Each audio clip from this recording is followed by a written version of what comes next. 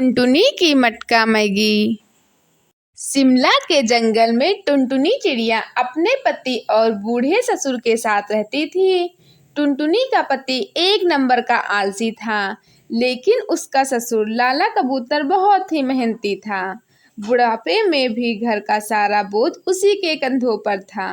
वह बाजार में ठेला लगाता था और कचौड़ी सब्जी बेचा करता था। एक दिन लाला कबूतर अपने बेटे कालू से कहता है, बेटा कालू, अब मैं बूढ़ा हो चला हूँ। दिन भर काम करके मैं थक जाता हूँ। तुम शादीशुदा हो, तुम्हें भी घर की जिम्मेदारी उठानी चाहिए। तुम्हें भी मेरा साथ देना चाहिए। अकेले मुझसे दिन भर ठेले पर खड़ा नहीं हुआ जाता। पिताजी, आपको तो बस बहाना मिलना चाहिए। आपको तो पता है मुझे ठेले पर आपकी तरह कचौड़ी सब्जी बेचना अच्छा नहीं लगता है। मैं तो कोई बहुत बड़ा बिजनेस करूँगा। अरे करम जले, ख्वाब तो बड़े बड़े देखता है। ये नहीं जानता कि तू कितना आलसी है। जिंदगी भर घर में पड़ा पड़ा सपना ही देखता रहेगा, या कुछ करके दिखाएगा भी। पिताजी, इन्हें रहने दीजिए। कल से मैं आपके साथ कचौड़ी सब्जी बेचने चलूंगी। आपका साथ मैं दूंगी। टुनटुनी बहू, ये तू क्या कह रही है? भला तू कैसे बाजार में जाकर सब्जी कचौड़ी बेचेगी? तू ही घर की बहू है। बेटे के होते हुए तू काम करेगी। सारे पक्षी मुझ पर थू थू करेंगे। पिताजी, जिसे जो कहना है वो तो कहेगा ही। आप ज्यादा सोचना बंद करिए। मैंने जो कह दिया सो कह दिया। कल से मैं भी आपके साथ चलूंगी। ठीक है बहू, तुम्हारी ये मर्जी है तो मैं तुम्हें नहीं रोकूंगा। अगले दिन से टुनटुनी अपने ससुर कबूतर के कामों में हाथ बटाने लगी।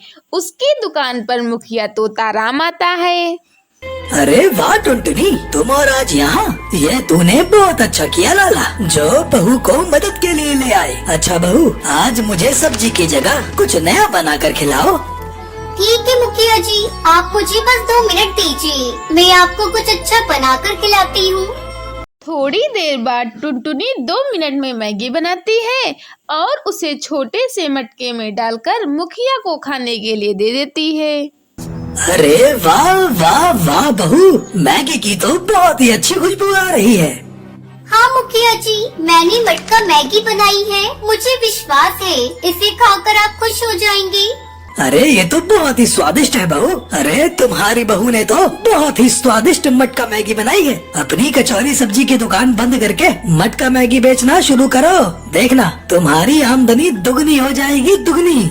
मुखिया के मुंह से मटका मैगी की तारीफ सुनकर कई पक्षी मटका मैगी खाने आते हैं। अरे ओ बहन, मुझे मसाला मटका मैगी देना। अरे बेटा, मुझे भी मटका मैगी देना। मैं भी तो खाकर देखूं इसका स्वाद कैसा है। पहले ही दिन मटका मैगी की अच्छी कमाई हो जाती है। ये देखकर लाला कबूतर बहुत खुश हो जाता है। बहू, तुम लक्ष्मी हो लक्ष्मी। तुम्हारे कदम दुकान में पड़ते ही कमाई दुगनी हो गई है। बाजार से अभी और मैगी के पैकेट खरीद कर लाता हूँ। हाँ हाँ पिताजी, और लौटते समय रसीली तोती के घर से छोटे छोटे मटके भी लेते आइएगा।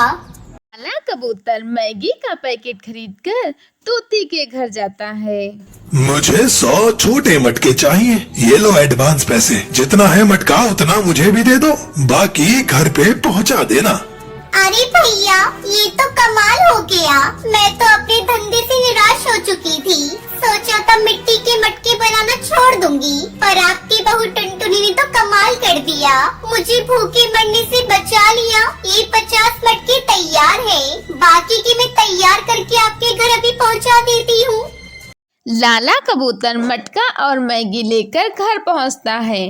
वहीं दूसरी तरफ टुनटुनी को मटका मैगी बेचकर पैसा कमाता देख कालू का ज़मीर जाग जाता है और वो एक दिन दुकान पर पहुंचकर कहता है, मुझे माफ कर दो। कोई धंधा छोटा नहीं होता और धंधे से बड़ा कोई धर्म नहीं होता। बस काम करने की लगन होनी चाहिए। मुझे समझ आ चुका है। मैं भी अब पिताजी के काम में हाथ बटाना चाहता हूँ। अपने पति के मुंह से ऐसी बातें सुनकर टुनटुनी बहुत खुश हो जाती है। ये तो बहुत अच्छी बात है जी। हमारी मटका मैगी की डिमांड दिनों दिन बढ़ती जा रही है। हमें कुछ पक्षियों की आवश्यकता है। अगर आप हमारी मदद करेंगे तो इससे बढ़कर और क्या हो सकता है। इस तरह टुनटुनी खुशी खुशी मटका मैगी बेचकर अपने परिवार के साथ रहने लगती है।